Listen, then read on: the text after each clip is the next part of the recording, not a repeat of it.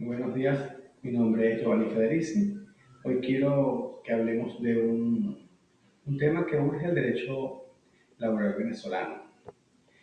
¿Cómo está cambiando este derecho del trabajo a nivel colectivo en esta era postmoderna? Y ojo, cuando hablo de posmodernidad, no se hace uso de esta palabra por elegancia o por términos sociológicos. Se dice porque nos está estallando en la cara las formas tradicionales de trabajo.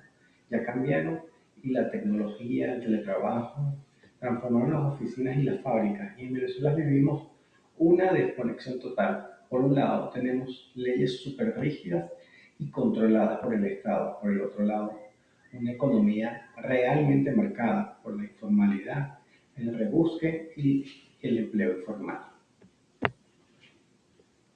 Pasemos a analizar el primer pilar, que es el sujeto colectivo, es decir, el sindicato.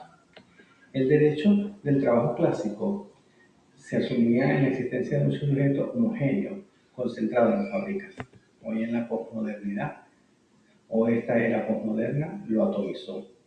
Pero en Venezuela esta crisis de representación no es solo sociológica, sino eminentemente jurídica y de diseño normático. Como bien advertía el célebre ilustre y laborista venezolano Antonio Alfonso Guzmán, perdón.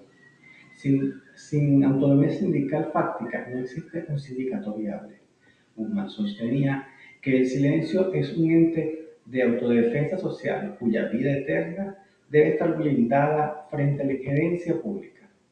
Sin embargo, él observaba que la realidad legal nos topaba con profundidad contradicción, como aprecia aquí en la lámina, perdón, el artículo 293, numeral 6 de la Constitución, en perfecta consonancia con el artículo 402 de la LOT, somete a los procesos electorales de los sindicatos a la tutela y fiscalización del CNE.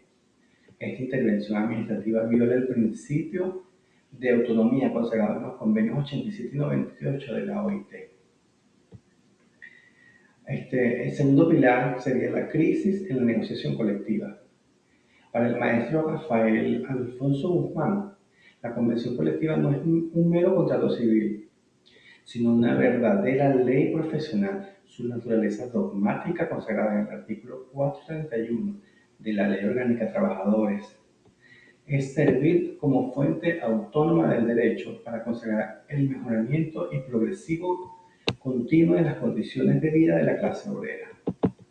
No obstante, en la posmodernidad venezolana asumimos a un fenómeno que la doctrina contemporánea denomina la desmaterialización contractual. ¿A qué me refiero con esta palabra o esta frase?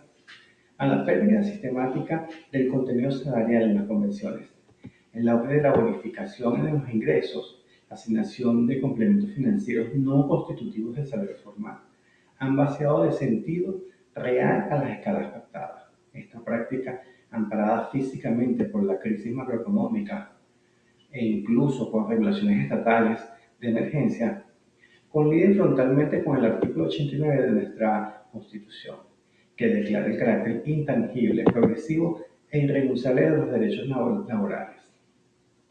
El artículo 432 de la Ley Orgánica de Trabajo establece que las cláusulas de las convenciones colectivas se convierten en derecho legislativo o legislado para las partes. Sin embargo, hoy nos enfrentamos a convenciones que gozan de perfecta validez formal, pero sufren de una absoluta ineficacia social. La negociación colectiva ya no distribuye riqueza, apenas administra la escasez. Llegamos al tercer pilar, el conflicto y el derecho a la huelga. El pensador y expresidente Rafael Caldera, en su prolífica obra Jus Laboral, conceptualizaba la huelga a partir de un elemento geográfico y corporal, la suspensión concertada de las labores dentro de un espacio físico de la empresa, como un mecanismo legítimo para forzar la voluntad del patrón. ¿Qué ocurre en esta posmodernidad cuando el espacio producido se deslocaliza? El auge del teletrabajo y la economía de plataformas virtuales apenas esbozado de manera arcaica en el artículo 213 de nuestra Ley Orgánica del Trabajo, trabajadores y trabajadoras, como una simple variable de trabajo-domicilio, dispersan las fuerzas laborales. El artículo 97 de la Constitución Nacional y el artículo 486 de la LOS garantizan el derecho constitucional a la huelga de forma absoluta, pero el procedimiento objetivo para ejercerlo, regulado a partir del artículo 476 de la LOS, mediante pliegos de peticiones presenciales ante inspectoría, está pensado exclusivamente a las fábricas del siglo XIX.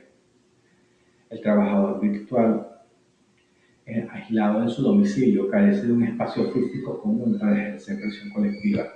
La huelga desprovista de su corporalidad histórica se vuelve inopinante frente a la descolonización digital. Como abogados y juristas tenemos que entender que con el trabajo digital las contrataciones colectivas se quedaron cortas. Ya no podemos sentarnos a negociar solo el horario y el aumento del sueldo. Ahora hay que poner frenos a la invasión de la tecnología en la vida del trabajador. Como bien se explicaba en el análisis que leí del maestro Juan Garay, si el entorno social cambia, los contratos de trabajo tienen que cambiar de inmediato. Si no lo hacen, permitimos que nazcan nuevas formas y más sofisticadas de explotación que destruyen el descanso de la gente. Por eso, apoyándonos en el artículo 442, que nos da el marco de negociar las convenciones y los sindicatos, tienen que exigir con urgencia tres cosas en los nuevos contratos. Primero, privacidad frente al jefe. El artículo 156 dice que el trabajo debe ser digno y seguro. Hoy trabajar con dignidad significa que el patrón no puede estar espiándote todos los días a través de una cámara, revisando cada clic que das y controlándote lo que haces en la computadora. Tiene que haber límites. Número dos, derecho a desconectarse. Hay que dejar por escrito el derecho al silencio. Cuando se termina la jornada, se terminó. El jefe no puede pretender que respondas un WhatsApp o un correo a las 10 de la noche. El límite debe respetarse, el límite y el tiempo libre. Y por último, cuidar la mente, la salud psicosocial. Perdón. Las enfermedades laborales ya no son un accidente por una maquinaria o un dolor de espalda por estar sentado 8 horas en una silla. Hoy las enfermedades se llaman tecnoestrés y fatiga por estar pegado en una pantalla. El contrato colectivo tiene que ser el escudo que proteja la salud mental del trabajador de hoy. Ya por último, para cerrar mi ponencia, mi exposición, quiero dejarles la conclusión clara. El derecho colectivo del trabajo en Venezuela sufre de una desconexión total con la realidad.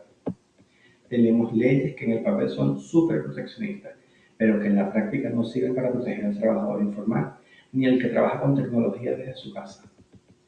Hoy la solución no es borrar las leyes y dejar a los trabajadores desprotegidos, bajo la excusa de flexibilidad, como se está haciendo, como estamos viendo que se hace de forma práctica.